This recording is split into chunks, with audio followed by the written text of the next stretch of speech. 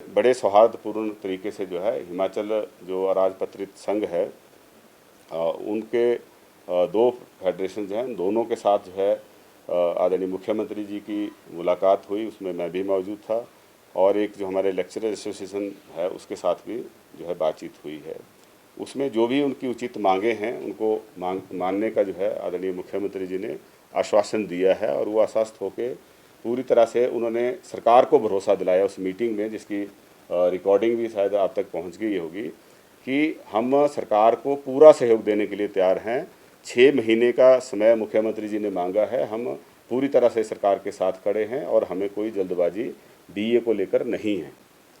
लेकिन जो हमारे सचिवालय के कर्मचारी संघ है, इन्होंने एक ऐसा बवाल खड़ा कर दिया जो ठीक है कि प्रजातंत्र के अंदर हर आदमी को अपनी बात कहने का हक है। वो गेट मीटिंग करते, शांतिपूर्ण तरीके से करते, और जो मुझे जानकारी मिली उसके मुताबिक तो उन्होंने अपना कोई मांग पत्र भी सरकार को नहीं दिया था।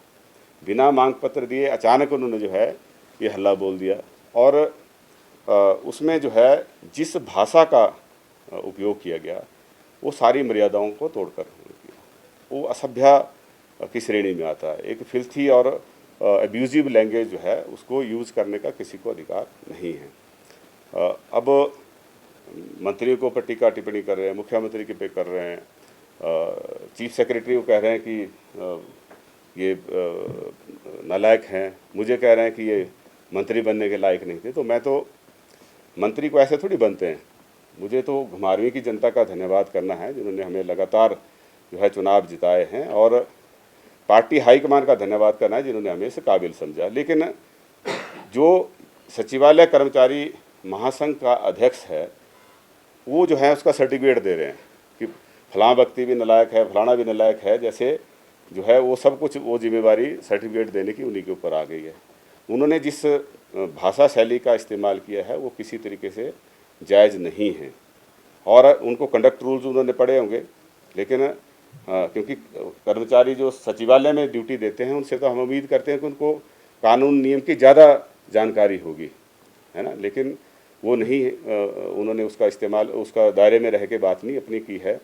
तो ये जो सिर्फ यहाँ के कर्मचारी 3-4 नेता थे, ये ऐसा लगता है क्योंकि आम कर्मचारी हमारी सरकार से संतुष्ट है, सचिवालय का कर्मचारी भी अधिकारी भी हमारी कार्यशैली से, सरकार की कार्यशैली से पूरी तरह से संतुष्ट है। लेकिन सिर्फ 3-4 जो कर्मचारी नेता हैं उनके अपने निजी स्वार्थ हैं। एक व्यक्ति तो जो है वो मेरे पास भी आया कि मुझे अपने स्टाफ में लगा दो, उसने भी बहुत सारा भाषण दिया, है ना, लेकिन उसके पीछे जो है कई के केसेस पेंडिंग थे। इसलिए जो मेरे पास फीडबैक थी उसमें उस व्यक्ति को मुख्यमंत्री के कार्यालय में लगाने के लिए जो है वो सही नहीं पाया गया। और हमें ये लगता है कि कुछ लोग जो सरकार के खिलाफ लगातार षड्यंत्र करते हैं ये उनके हाथों में भी खेल रहे हैं, है ना, बाकी कर्मचारियों को मोहरा बना रहे हैं। अपनी नेतागिरी चमकाने के लिए बाकी कर्मचारियों को इस तरह से इस्तेमाल करना किसी भी तरीके से वाजिब नहीं है। लेकिन ये तो जैसे गुंडे मवाली भी इस तरह की भाषा का इस्तेमाल नहीं करते जिस तरह का भाषा का इस्तेमाल जो है इस प्रदर्शन के दौरान इन 3-4 नेताओं ने किया है। तो ये बिल्कुल सरेआम जो है जो अनुशासन है उसकी अवहेलना है, कंडक्ट रूल्स के जो है अनदेखी की है, उसको पूरी तरह से तिलांजलि दी है। तो इस बारे में जो है ये इनको भी सोच समझना चाहिए कि हम किस दिशा में जा रहे हैं।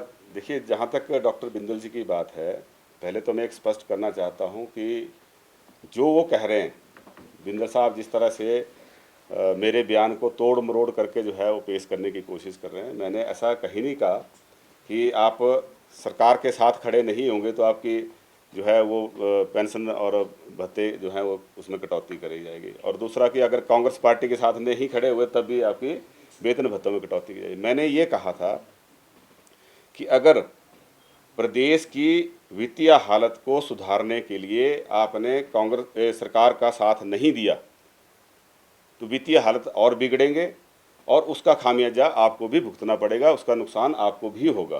तो दोनों चीज़ों में भारी अंतर है ना। सरकार के साथ खड़ा होना कोई गुनाह नहीं है। अगर हम हिमाचल प्रदेश के हित में, हिमाचल प्रदेश के वित्तीय स्थिति को सुधारने में सरकार के साथ खड़ा होने की अपील करते हैं तो मैं समझता हूँ कि ये राइट स्पिरिट में है, और हमने सही बात जो है अपनी कही है। हमने कर्मचारी भाई बहनों से अनुरोध किया है और मुख्यमंत्री जी ने भी अनुरोध किया है। और दूसरा जहाँ तक मंत्रिमंडल से हटाने की बात है, मैं डॉक्टर बिंदल जी से ये कहना चाहूँगा कि मैंने ऐसा कोई काम नहीं किया आपकी तरह जिस वजह से आपको बीजेपी नेतृत्व ने बर्खास्त किया था, एक किस्म से इनको हटाया था, है ना। तो हमने ऐसा कोई कारनामा नहीं किया आपकी तरह। आपके कारनामों की काली चिट्ठी जनता के सामने सब जानते हैं कि क्या क्या कारनामे आपने जो है स्वास्थ्य मंत्री रहते हुए खिलाए। बड़े थे कि इनको प्रदेशाध्यक्ष से भी बर्खास्त किया था, है ना, मंत्री पद से भी बर्खास्त किया और प्रदेशाध्यक्ष के पद से भी बर्खास्त किया था। तो उस तरह के कारनामे हमारे नहीं है। हमारा साफ सुथरा काम है, जो कहना है, जो मन में है, जो जनता के हित में है, वो बात कहनी है, और हमने वो कहने में हमें कोई गुरेज नहीं है।